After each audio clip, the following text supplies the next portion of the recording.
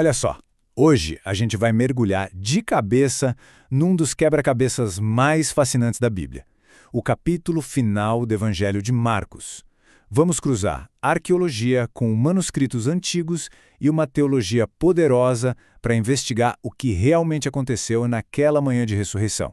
E a nossa investigação começa com uma pergunta que parece simples, focada no objeto que todo mundo acha que conhece bem, a pedra que selava o túmulo. Mas, como a gente vai ver, essa pedra guarda a primeira pista de um mistério e tanto. Sabe aquela imagem que todo mundo tem na cabeça? De uma pedra redonda, gigante, tipo uma roda de moinho? Pois é, a arqueologia do primeiro século nos conta uma história bem diferente. A grande maioria dos túmulos daquela época usava pedras quadradas ou até lajes mais simples, que eram muito mais fáceis de mover. A pedra circular era a grande exceção, não a regra. E é justamente essa exceção que faz a narrativa ficar tão interessante. Vamos focar um pouco na importância dessa pedra que não era nada comum. Gente, essas pedras circulares eram um verdadeiro símbolo de status. Coisa rara mesmo, encontradas em menos de 1% dos túmulos daquela época. Elas eram um sinal claro de que o túmulo pertencia a alguém da mais alta elite, ou com muita, mas muita riqueza. O que, aliás, bate certinho com a descrição do túmulo de José de Arimateia, um homem rico e membro do Sinédrio.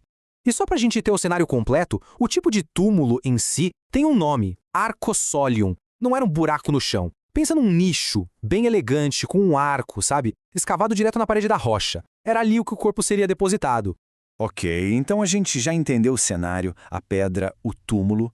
Agora vamos avançar no tempo. A gente chega no amanhecer daquele primeiro dia da semana, bem no momento da grande descoberta. E quem é que chega lá? Não são pessoas qualquer. São 3 mulheres. Maria Madalena, de quem Jesus tinha expulsado demônios, Maria, a mãe de Tiago, e Salomé, que era ninguém menos que a esposa de Zebedeu e mãe dos apóstolos Tiago e João. Ou seja, elas faziam parte do círculo mais próximo de Jesus. Elas chegam super preocupadas em como iam rolar aquela pedra pesada. Mas, para surpresa delas, a pedra já tinha sido removida. E lá dentro, um jovem de branco dá o recado que mudaria o mundo para sempre. Ele ressuscitou, não está aqui. E aqui que a história dá um nó. Um nó que, olha, deixa os estudiosos de cabelo em pé há séculos. A mensagem foi dada, mas o jeito que o Evangelho de Marcos registra isso, é aí que mora o mistério. A gente imagina que as mulheres saíram correndo, felizes, para contar a novidade aos discípulos, certo? Pois é, não foi bem assim. Nos manuscritos mais antigos e confiáveis que a gente tem do Evangelho de Marcos, a história simplesmente para, de um jeito super inesperado.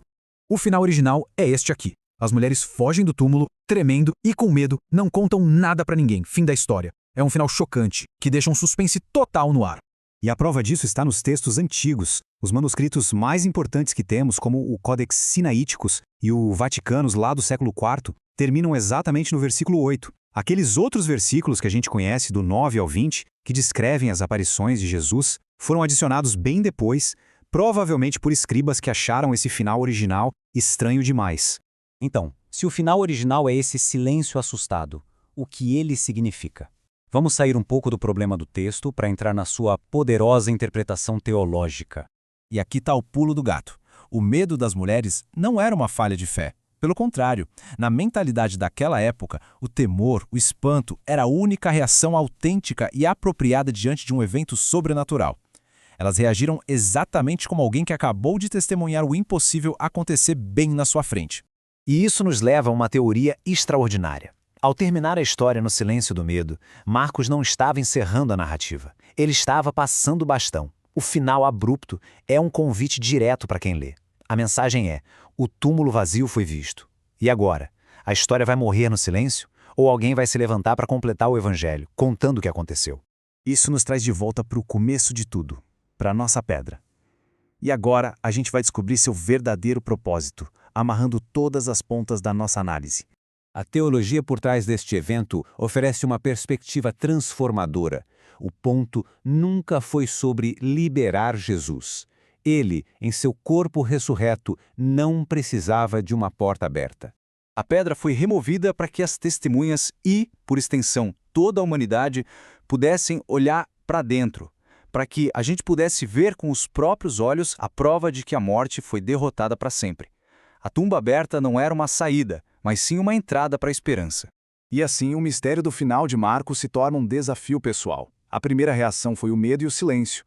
A arqueologia nos mostra a cena, os manuscritos nos mostram o quebra-cabeça, mas a pergunta final fica no ar, ecoando através dos séculos, esperando por uma resposta.